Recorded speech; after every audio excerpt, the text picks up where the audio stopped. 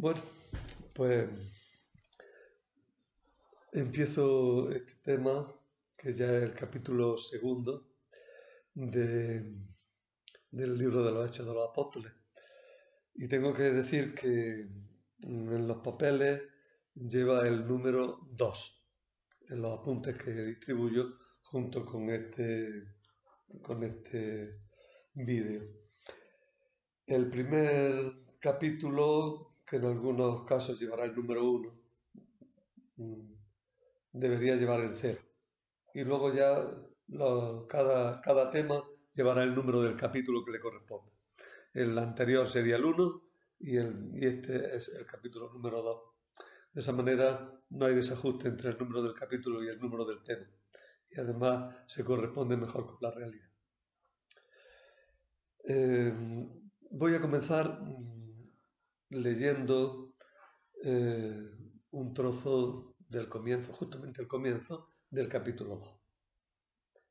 Al cumplirse el día de Pentecostés estaban todos juntos en el mismo lugar y de repente se produjo desde el cielo un estruendo como de viento que soplaba fuertemente y llenó toda la casa donde se encontraban sentados. Vieron aparecer unas lenguas como llamaradas que se dividían, posándose encima de cada uno de ellos. Se llenaron todos de Espíritu Santo y empezaron a hablar en otras lenguas, según el Espíritu les concedía manifestarse.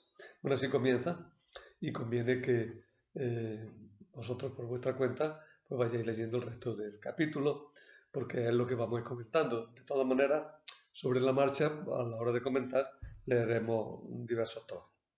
Hay que avisar una cosa que ya la dije el otro día, pero que la digo hoy. Es imposible desarrollar toda la temática de este tema, que le he dedicado 8 páginas, en las 4, no, la verdad es que no da tiempo a leerlo siquiera para hacer esta charla. Entonces tengo que centrarme en dos otras cosas. La primera que me centraré es una pequeña introducción en la que planteo las preguntas básicas a las que se está respondiendo. Después explicaré un poco el mismo hecho, el acontecimiento de Pentecostés que acabamos de leer en los Hechos de los Apóstoles. Y después del discurso de San Pedro diremos algo, pero sobre todo desarrollaré un poquito más el final en donde se dicen las cualidades que tiene que tener una comunidad cristiana. Ahí hablaremos de todo eso. Al comienzo del libro de los Hechos de los Apóstoles nos damos cuenta de que subyacen unas cuantas preguntas fundamentales, algunas de las cuales son expresadas explícitamente y otras sobreentendidas en los mismos relatos. Es verdad que si enfocamos los temas de otra manera, nos parecerá que las preguntas son diversas. Sin embargo, teniendo en cuenta cuál era el ambiente de los primeros cristianos, yo creo que estas preguntas son bastante claras y nos ayudan a interpretar más correctamente lo que dice el autor. ¿Esas preguntas cuáles son? Pues si Jesús es el rey esperado por Israel, ¿cómo es que ha sido vencido? Claro, es una pregunta angustiosa para los primeros cristianos. El Mesías vencido, bueno, a eso responde todo el hecho de la resurrección, que ya se había comentado y que ya se había visto en el libro del Evangelio de San Lucas. La segunda pregunta que estaría derivada es, bueno, vale, Jesús ha resucitado, más todavía Jesús ha subido a los cielos, pero ¿cuándo va a volver para establecer su reino? ¿Cuándo va a Jesús a establecer ese reino suyo? Yo creo que la cuestión del reino no la hemos desarrollado lo suficientemente o la hemos espiritualizado mucho. Y los primeros cristianos ciertamente esperaban el reino del Señor con mucha fuerza.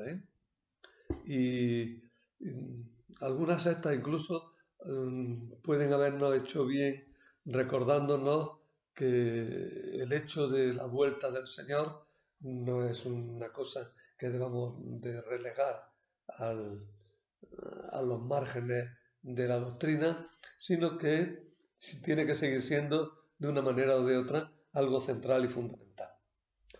La otra pregunta más sería complementaria con la anterior. ¿Cuándo va a juzgar al mundo Jesús? Jesús se ha presentado como el Hijo del Hombre, como el juez de los tiempos finales, como el juez que va a dejar claro quién es aceptable para el reino de Dios y quién no. Bueno, ¿cuándo va a juzgar Jesús al mundo? Claro que eso coincide con el comienzo de su reino, que decíamos antes, pero es una pregunta bastante específica. Y también dentro de esas mismas, ¿no? ¿Cuándo van a empezar los cielos nuevos y la tierra nueva esperados?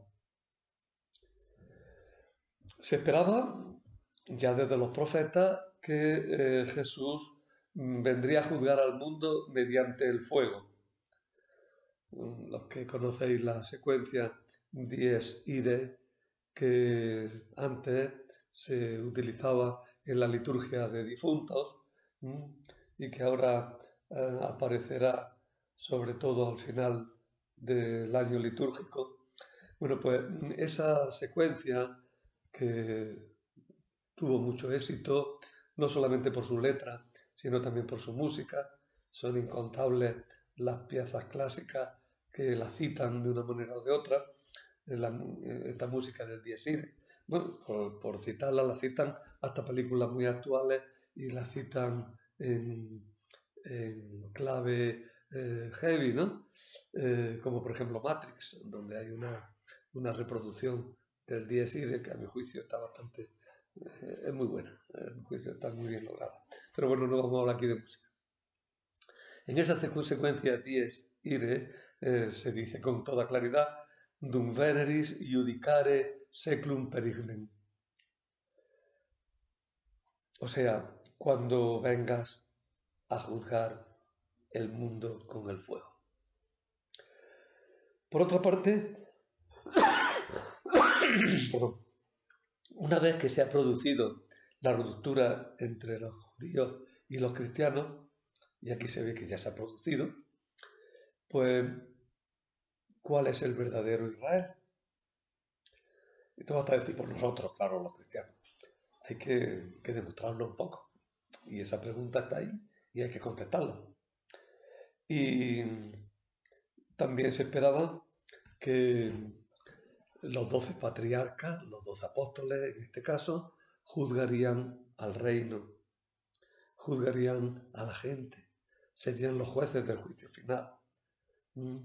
Los judíos pensaban que los 12 patriarcas, padres de las tribus, podrían dilucidar con claridad quiénes eran de su familia y quiénes no. Los cristianos dirán que los 12 apóstoles son los que podrán dilucidar quién tiene la fe que permite entrar en los juicios, en el mundo nuevo y quién no la tiene. Esos 12 apóstoles son los que van a cumplir la función atribuida a los patriarcas. Pero ¿cómo la van a realizar? Bueno, en los dos primeros capítulos de los Hechos de los Apóstoles responden a estas preguntas de una manera o de otra, con un relato en 3 partes, de las cuales ya hemos visto 2. Y luego un discurso de Pedro, que entra en este capítulo segundo, que explicita el significado de estos relatos.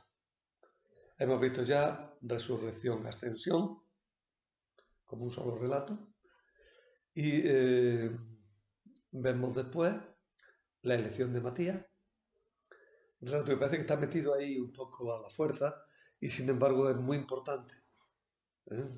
Es una pieza que, como decíamos en la charla anterior, tiene el papel fundamental de decir que la Iglesia empieza bien formada con sus 12 patriarcas.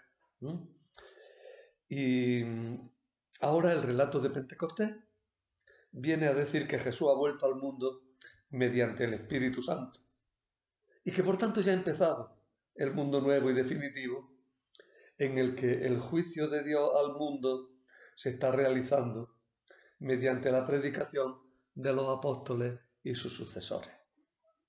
Por tanto, se nos está diciendo que con la muerte y resurrección de Jesús ha empezado el mundo definitivo y ha llegado la salvación a nosotros. Eso es lo que había que decir fundamentalmente como introducción, como preparación. Pero quiero añadir algo más como introducción. El libro de los Hechos de los Apóstoles es para la Iglesia lo que el Génesis lo es para Israel. Un libro constituyente. Un libro que establece el estatuto de la Iglesia en el mundo y de los diversos grupos y comunidades eclesiales entre sí. Este aspecto constituyente del libro sería su cara adintra de la Iglesia.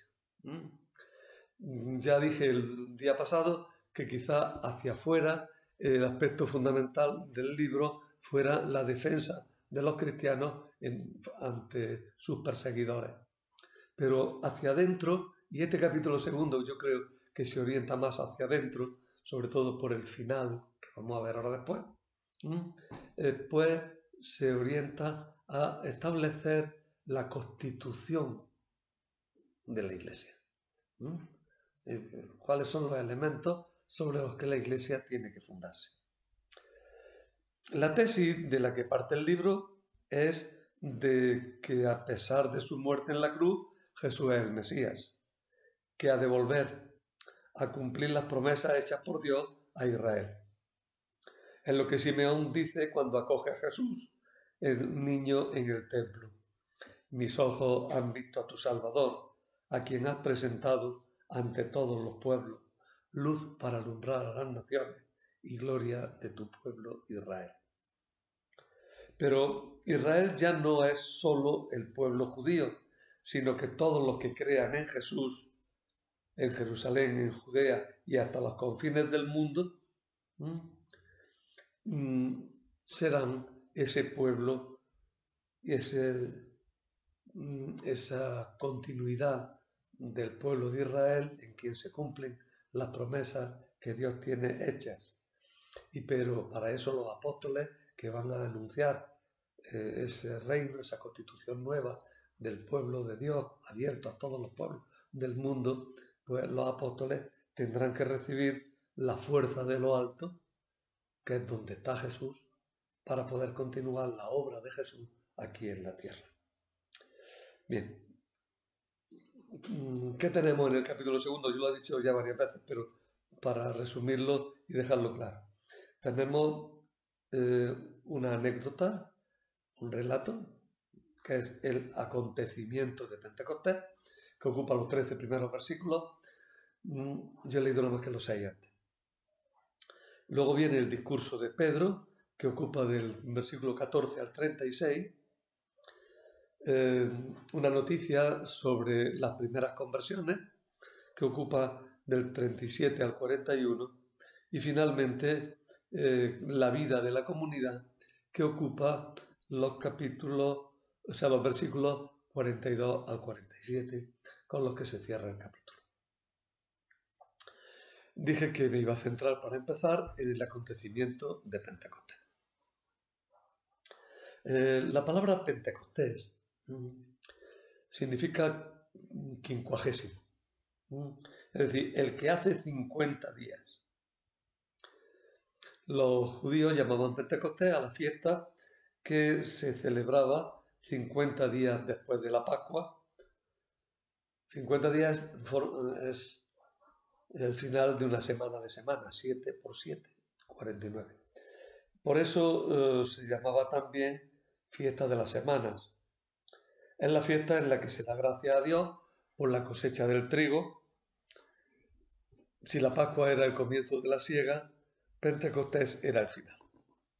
La forma de contar los judíos la Pascua o de fijar los judíos la Pascua y también el clima hacen que la siega aparezca muy adelantada con respecto a nosotros aquí en el hemisferio, en el mar Mediterráneo, pero por la parte occidental del Mediterráneo es más tardía la siega.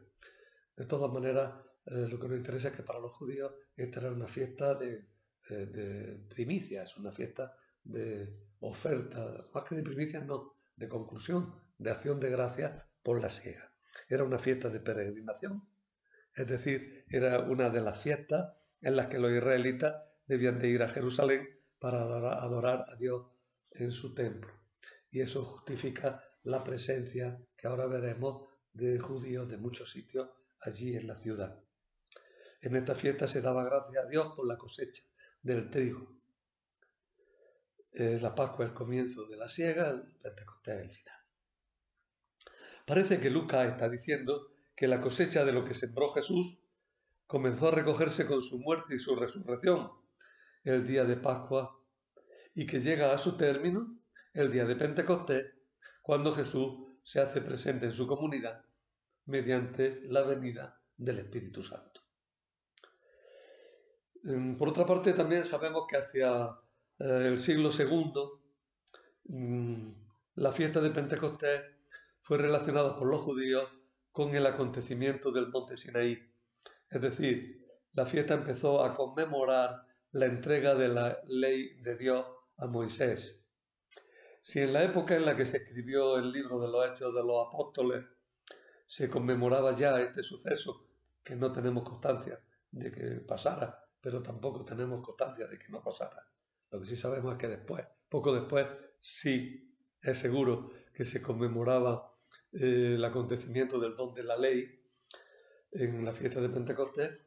Bueno, pues si ya cuando se escribió el libro esta idea estaba presente entre los judíos, pues tendríamos un elemento más.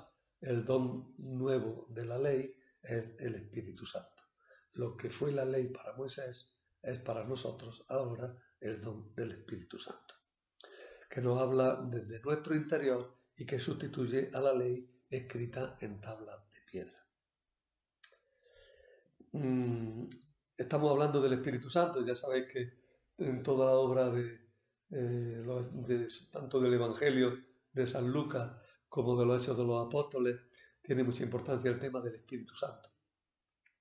La palabra espíritu significa viento, soplo, aliento, y de ahí también vida. El espíritu aquí en este relato viene como viento, pero viene también como fuego y viene también como lengua. El viento nos remite a Dios creador, nos recuerda que Dios es creador y dador de vida. Justo en el principio del Génesis aparece el viento y el aliento. Al principio de todo el viento de Dios que se cierne sobre las aguas cuando Dios va a crear, y el aliento de Dios cuando Dios crea al hombre del barro y pone en sus narices aliento de vida. Viento y aliento, espíritu de Dios.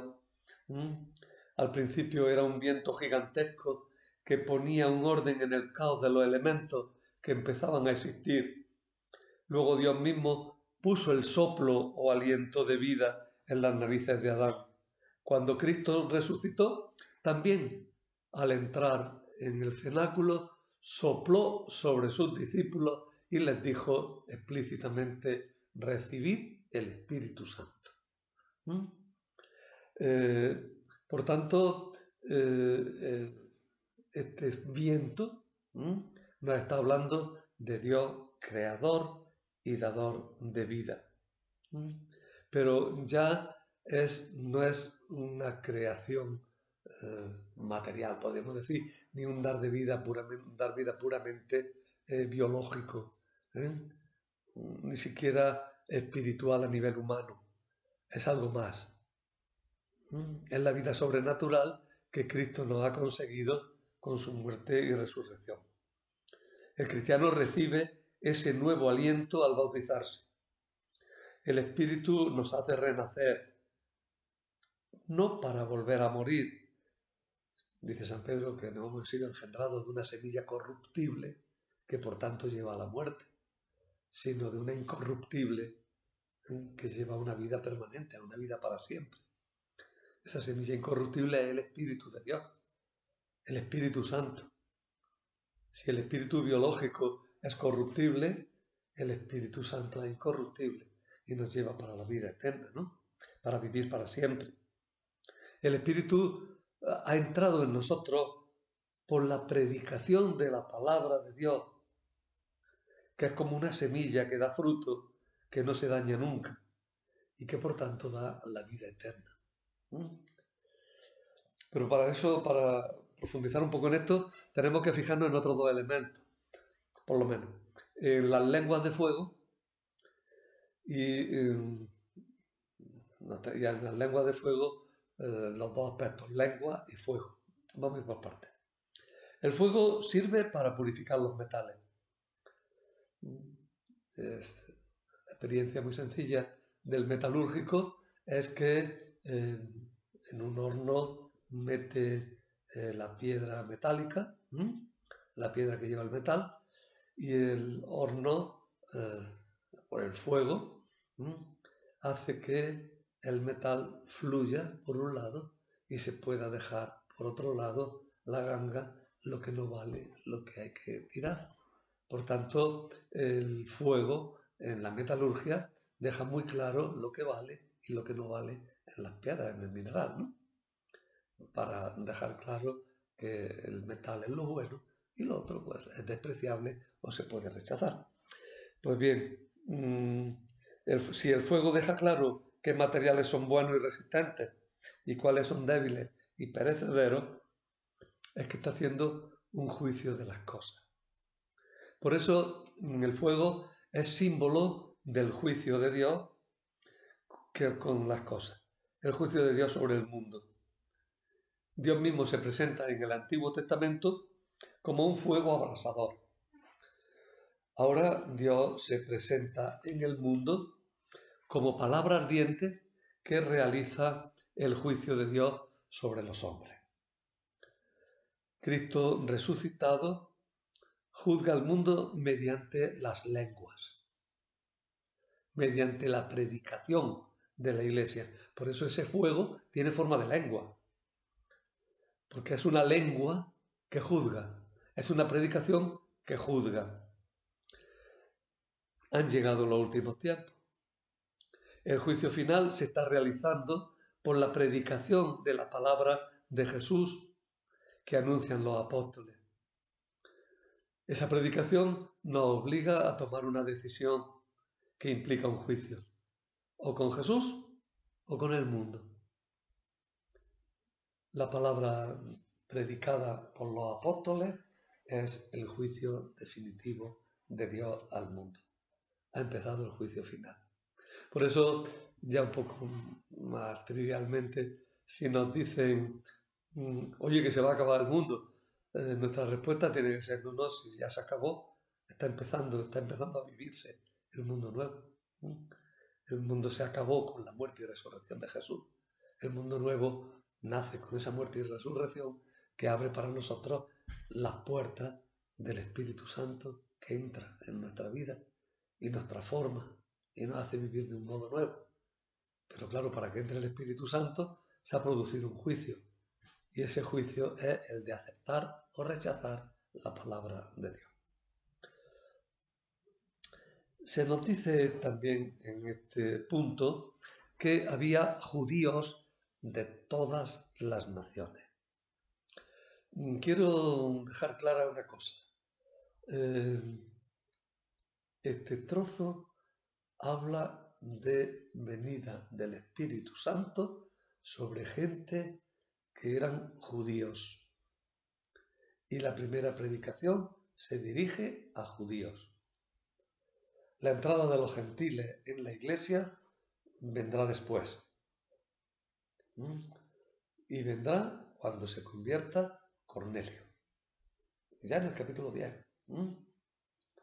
Antes habrá otro episodio que también crea un poco de desconcierto, pero que ya lo hablaré, digo en esta línea, que ya hablaremos, que es el del eunuco de la reina Candace. Pero ese eunuco da toda la impresión de que es o un prosélito o un judío. Luego ya discutiremos ese tema. Ahora estamos viendo que el Espíritu Santo lo que está haciendo es llegar a los judíos que se han reunido de todas las naciones de la tierra. Se cumple así la esperanza de reunión de todos los israelitas en Jerusalén al final de los tiempos. Se hace una lista de naciones. En los papeles os he puesto un mapa que intento que lo veáis ahora. Espero que se vea lo mejor posible. En este mapa se ven las naciones desde donde han confluido a Jerusalén los judíos. La lista de las naciones no pretende ser exhaustiva, pero sí quiere dar la impresión de universalidad. Se enumeran de este a oeste y de norte a sur diversas regiones de Mesopotamia y más allá de Anatolia y del norte de África. En realidad, en conjunto es el mundo helenístico, el mundo que había conquistado Alejandro Magno y que se veía a sí mismo como el mundo civilizado. Pero claro, ya estamos en tiempos muy posteriores y se le tiene que añadir Roma, por eso se hablará también de Roma. Es el mundo civilizado y conocido, por donde viven judíos, por todo él, dispersos. La dispersión ya se había producido desde tiempos muy antiguos y había judíos por todo el mundo. Y una de las promesas fundamentales que esperan los judíos es volver a reunirse en Jerusalén cuando lleguen los últimos tiempos. La mención expresa de Judea desconcierta un poco porque no viene aquí. Aparentemente no viene aquí. Rompe el orden y no tiene mucho sentido, ya que se supone que el suceso es en Judea. No tienen que haber venido de Judea, están en Judea. Pero el padre Iglesias dice que puede ser que lo que se dice es la Capadocia judía. O sea, los judíos que viven en Capadocia. Por otra parte, en Cirene, que es Libia, la actual Libia. Aunque antiguamente distinguían Libia y Cirene. En Cirene vivían muchos judíos que estaban en muy buenas relaciones con Palestina y muy abundantes. Ya en la Pasión del Señor encontramos al Cirineo, a Simón, que también tiene unos hijos que son de otras partes, porque sus hijos se llaman Alejandro y Rufo, ¿no? Cirene, el norte de África, Alejandro el nombre griego, Rufo el nombre latino. También se nos habla de que los romanos son los que habitan en Judea habitualmente, pues son forasteros, residentes. Y se destaca que todos ellos son de fe judía, aunque no sean étnicamente judíos, porque son judíos y prosélitos. Por tanto, universalidad. Pero universalidad de judíos, que se han reunido cumpliendo así el anuncio de que al final de los tiempos se van a reunir los judíos de nuevo en Jerusalén. La mención de los prosélitos hace que hablemos un poquillo de ellos. ¿Quiénes son los prosélitos? Los prosélitos para los judíos son los que, siendo de otra raza y de otra religión, se convierten a la fe de los judíos y piden ser incorporados al pueblo elegido. Los que profundizaban en esa conversión y llegaban a circuncidarse y se obligaban a cumplir toda la ley, se llamaban prosélitos del santuario. Se tardaba en poder concederles esto, no se lo concedían de primera. Pero bueno, podían llegar. A pesar de eso, no eran judíos de pleno derecho hasta la tercera generación. Los nietos de los que se habían convertido eran los que empezaban a considerarse ya judíos simplemente, no prosélitos, judíos de pleno derecho. Ahora bien, también había muchos que se convertían al judaísmo en el sentido de que admitían que hay un solo Dios y que ese Dios es el que ha elegido al pueblo de Israel y lo ha conducido, pero no se circuncidaban, no aceptaban la circuncisión ni aceptaban otras normas de la ley. Y entonces los judíos los trataban con respeto y ellos respetaban también a los judíos, y a ellos se les solía llamar prosélitos de la puerta o también temerosos de Dios. Cuando se habla de los temerosos de Dios, son personas que no son judíos, pero se han convertido al judaísmo, aunque no han recibido no han recibido la circuncisión ni cumplen todas las normas legales que afectan a los judíos. Entre los cristianos hubo desde el comienzo muchísimos prosélitos. Ya en Jerusalén, entre los 7 dirigentes de la iglesia de Jerusalén, como veremos, hay uno que se dice expresamente que era prosélito. Nicolás, prosélito de Antioquía. Eran los 7, lo que se llaman los 7 diáconos: Esteban, Felipe, Prócoro, Nicanor, Timón, Parmena y Nicolás, prosélito de Antioquía. Bueno, querido decir que no lo sé. No. Se dice que los cristianos, se dice que estaban borrachos. Bueno, decían, estos están borrachos, están diciendo cosas que no tienen sentido. Decía la gente de los apóstoles. Y es que lo que dicen los cristianos lo entienden todos, pero parece una locura. ¿A quién se le ocurre decir que un condenado como criminal es el salvador del mundo? El Espíritu Santo, sin embargo, nos llena de entusiasmo para vencer esas dificultades y no temer aparecer como locos ante el mundo. Luego viene el discurso de Pedro, que es muy importante. Ya sabéis que el discurso, lo hemos dicho ya, que el capítulo 2 de los Hechos de los Apóstoles quiere ponernos ante los ojos el nacimiento de la Iglesia en continuidad con el Antiguo Testamento y en cumplimiento de las promesas de Dios. Después de narrarnos el acontecimiento de Pentecostés, en el que se cumple la reunión de los israelitas dispersos en Jerusalén y comienzan los tiempos definitivos en los que Dios va a juzgar a los israelitas mediante el fuego de la palabra de los apóstoles que transmite el Espíritu Santo, Pedro toma la palabra para dar un discurso en el que se hace el anuncio del mensaje, el anuncio fundamental, lo que se llama el querigma, el anuncio. ¿Cuál es el anuncio? Básicamente, a Cristo lo mataron, lo rechazaron aquellos para quienes había sido enviado, pero Dios lo ha resucitado y se ha convertido en fuerza de salvación para todo el mundo. Ese es fundamentalmente el querigma, el Cristo muerto y resucitado. Bueno, pues Pedro va a explicar ese mensaje que requiere ser acogido por los oyentes para que den comienzo los tiempos de la salvación. Pedro habla con toda solemnidad, habla acompañado de los demás apóstoles, se enfrentan 2 pueblos: el pueblo de Israel, descendiente de los 12 patriarcas, hijos de Jacob, y el pueblo nuevo de Dios, la Iglesia, que acoge con fe la palabra de los 12 nuevos patriarcas elegidos por Jesús. Sorprende que se diga Pedro con los 11. Parece como si no se hubiera narrado ya el episodio de Matías. Algunos intentan solucionar el problema diciendo que se separa a Pedro de los otros 11. Pedro, por un lado, y los 11, los otros 11 discípulos. Bueno, da lo mismo, son los 12 apóstoles los que están allí presentes, y los que están predicando. Son los nuevos patriarcas. Están haciendo el nuevo pueblo de Dios.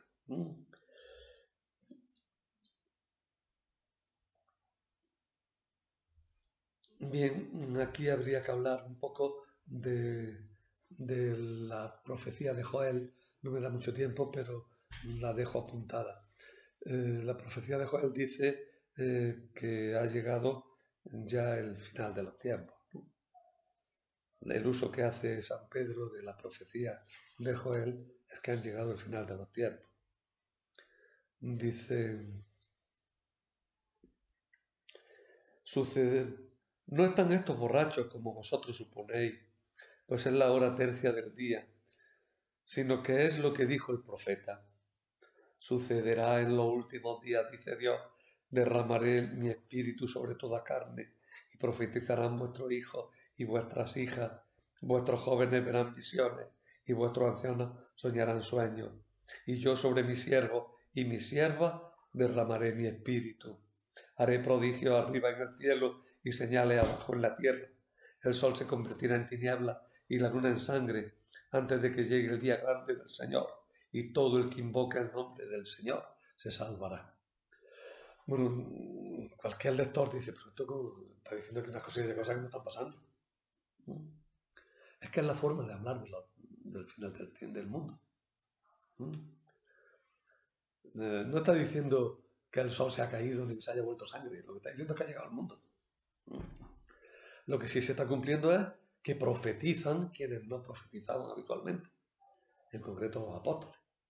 Están anunciando. Ellos están teniendo revelación de Dios, sueños, y ellos están comunicando eso que han recibido, profetizan. Y ese profetizar nuevo que se está cumpliendo allí es lo mismo que si se estuviera cayendo el sol y la luna y las estrellas, se estuviera acabando el mundo, porque se ha acabado el mundo viejo y ha empezado un mundo nuevo, un mundo con un cielo nuevo y un mundo en el que brilla un sol nuevo, definitivo. Eso en cuanto a la profecía de Joel. Luego también habría que hacer notar que Jesús es el nazoreo. La palabra nazoreo es una palabra bastante complicada. Se aplica frecuentemente a Jesús en el Nuevo Testamento, sobre todo en los Hechos de los Apóstoles, donde aparece 7 veces, de las cuales una se refiere a los cristianos en cuanto seguidores del nazoreo. Aparece siempre en contextos donde Jesús es considerado Mesías Rey. La palabra evoca tanto a Nazaret, patria de Jesús, como al voto de nazireato, que consagraba a una persona a Dios.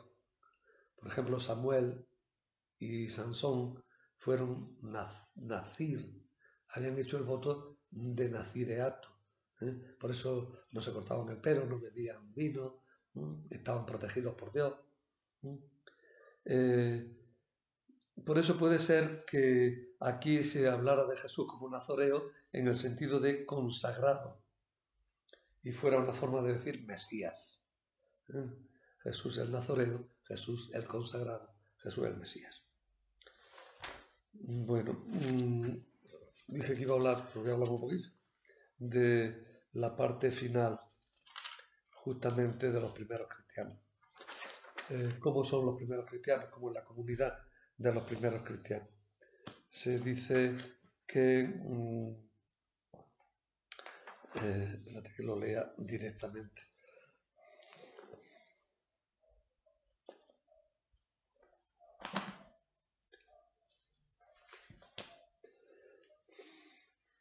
A propósito, antes de leerla, esta es la Biblia Didache de la que he hablado algunas veces.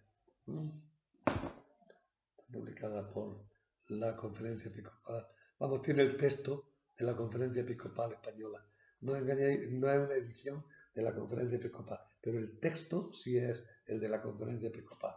Las notas son de un grupo especial, ¿no? De un grupo norteamericano que la publicó en inglés con el texto de la, me parece que fue de la New Standard Version, pero aquí al traducirla, pues claro, no podían poner una traducción de una traducción. Entonces se cogió la traducción de la Biblia española y el catecismo, porque lo cita muchísimo, al catecismo de la Iglesia Católica. Es una notilla marginal. Y otra nota marginal, ya la digo porque si no se me olvida. En los papeles, en los apuntes que os doy, la traducción del discurso de San Pedro que pongo no es la de la Conferencia Episcopal Española. Es una traducción que hice para poder explicarla más fácilmente. Así que esa no os extrañe que no es la traducción de la Biblia de la Conferencia Episcopal Española, sino que es un poco distinta en algunas palabras. Bueno, ¿cómo era la comunidad? Dice al final, justo en el verso 42, empieza diciendo: perseveraban en la enseñanza de los apóstoles, en la comunión, en la fracción del pan y en las oraciones. Todo el mundo estaba impresionado y los apóstoles hacían muchos prodigios y signos. Los creyentes vivían todos unidos y tenían todo en común. Vendían posesiones y bienes y los repartían entre todos según la necesidad de cada uno. Con perseverancia acudían a diario al templo con un mismo espíritu, partían el pan en las casas y tomaban el alimento con alegría y sencillez de corazón. Alababan a Dios y eran bien vistos de todo el pueblo. Y día tras día el Señor iba agregando a los que se iban salvando. Bueno, he dicho que el libro de los Hechos de los Apóstoles es constituyente.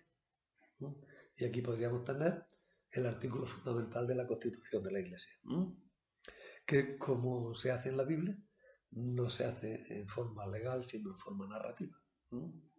Se dice lo que era al principio para decir lo que tiene que ser una cosa. Recordar ese principio que es muy importante en la Biblia. Las cosas son auténticas cuando son lo que eran al principio. En el principio aparece la realidad esencial de una cosa. Los judíos no hablarán de esencia. Eso es un concepto helenista, es un concepto griego. Los judíos hablarán de lo que la cosa es en principio, cuando ha salido de las manos de Dios.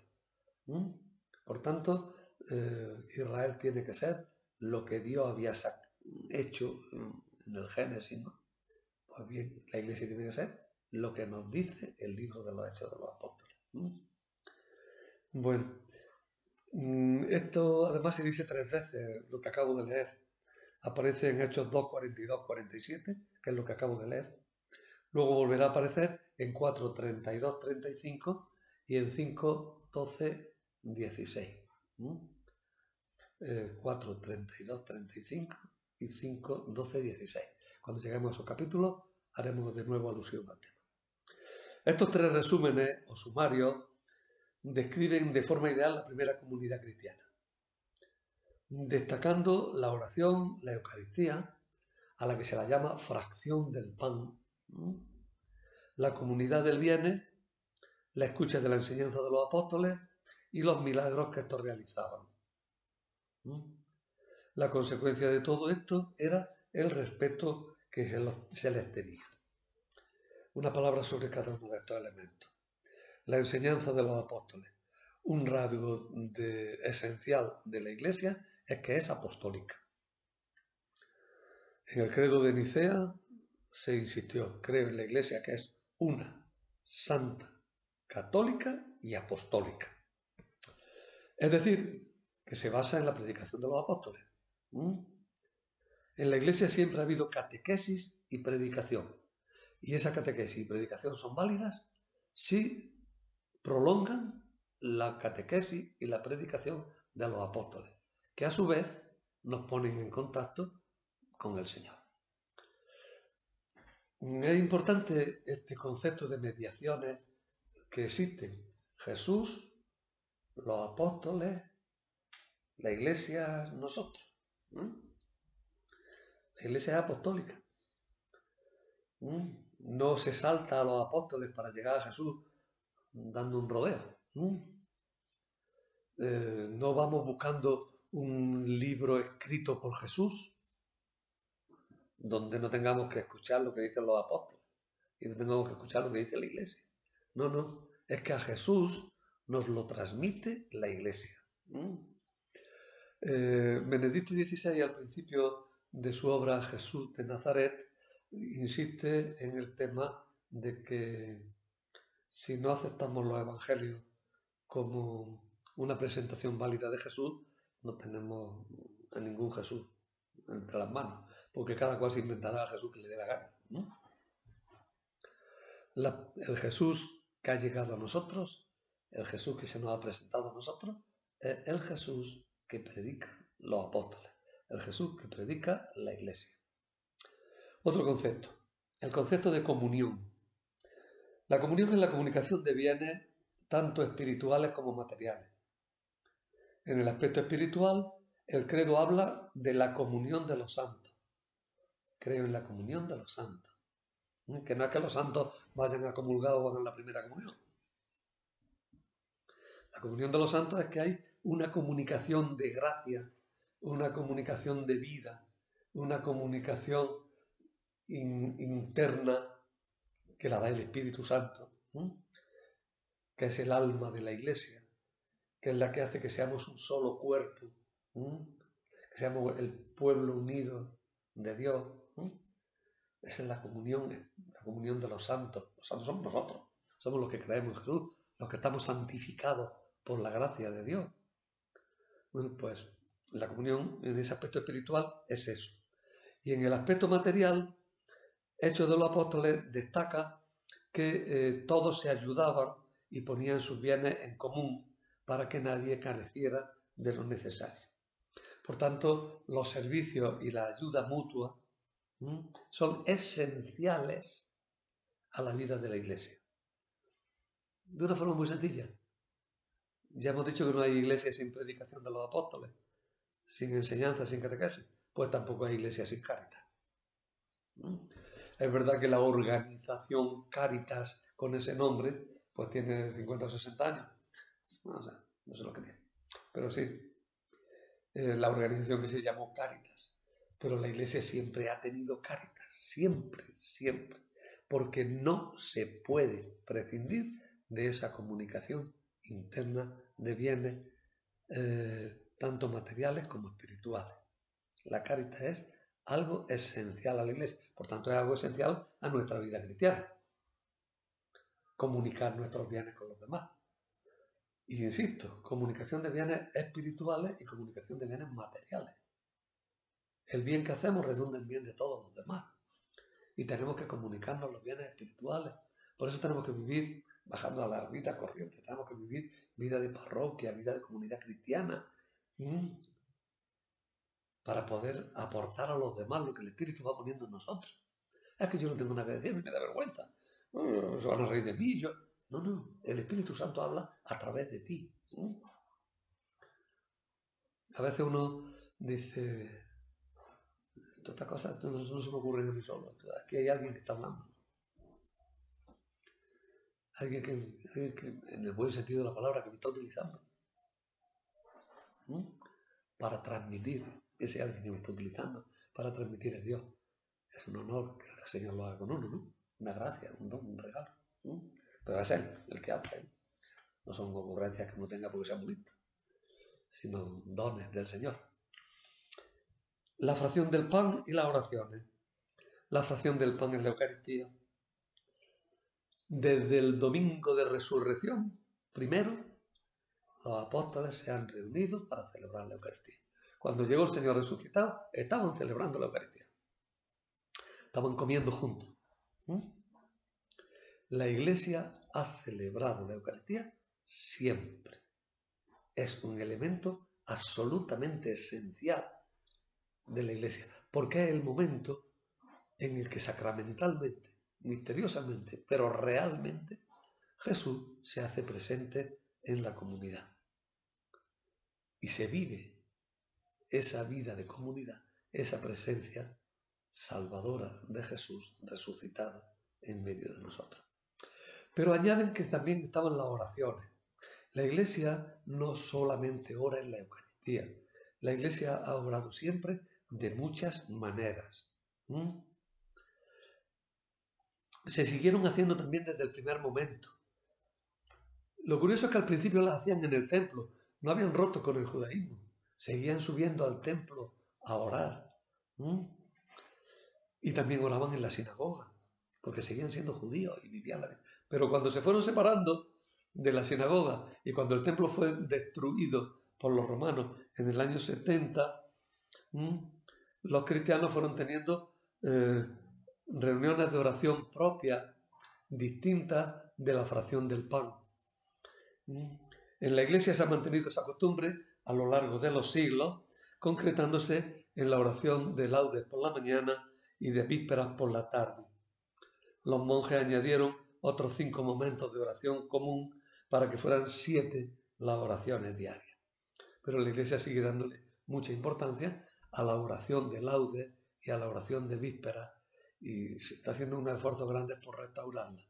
Bueno, los monjes y los religiosos la han rezado siempre, ¿no? Y se han considerado un elemento esencial. Tanto que cuando alguna congregación quiso prescindir de estas oraciones del coro, como fueron los jesuitas, que luego lo consiguieron, no tener reunión en coro para rezarla, los papas y la curia romana se resistieron duramente a que hubiera una congregación que no tenía coro, que no tenía reuniones de oración aparte de las oraciones de la fracción del pan.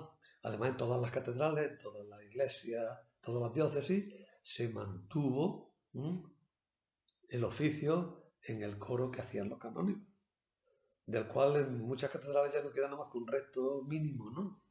En la nuestra, pues, quedan los laudes de los sábados y de los domingos y las vísperas de algunos días de fiesta más importantes, ¿no? Y la lectura de tercia en los jueves que va a pasar los viernes. Pero en todas las catedrales del mundo, ¿no? Me llamó la atención cuando estuve en Grecia que entramos en una iglesia y iban a empezar una ceremonia y le pregunté al muchacho, al guía, que era devoto, era un muchacho buen cristiano, ortodoxo, y le pregunté qué van a tener, la liturgia, la misa, que no, la víspera, como una cosa muy normal, era la hora de vísperas y había bastante gente rezando vísperas allí también, en aquella iglesia, en Atenas. Bien. Las oraciones también son un elemento fundamental. Y finalmente ya, acabo, aparece el temor, que es un indicio de la presencia de Dios. En la presencia de Dios genera por un lado temor, pero genera también alegría. Son compatibles, el temor y la alegría. Temor a quedar mal con Dios, por decirlo de una forma muy trivial y muy fácil, pero que puede ayudarnos a entender lo que quiere decir el temor. El temor es la admiración, el pasmo, la inseguridad de lo que es débil frente a lo que es grande, que es fuerte, que es poderoso, que condiciona nuestra existencia, ¿no? Pero a la par ese temor tiene que ir unido a la alegría. Y por otra parte la forma de vivir la vida de la comunidad cristiana y sobre todo los signos y prodigios que realiza la comunidad cristiana, tenemos que hablar de eso después. Los signos y prodigios que realiza la comunidad cristiana tienen que ser fuente de temor para los demás en cuanto que les muestren que Dios está actuando en el mundo a través precisamente de la obra cristiana, de la acción de los cristianos. Bueno, pues con eso damos por finalizada esta presentación del capítulo 2. Hemos hablado del acontecimiento de Pentecostés, hemos hablado un poco del discurso de Pentecostés y hemos hablado un poco también de la forma de vida de los primeros cristianos, que es la constitución de la Iglesia entera. Nada más.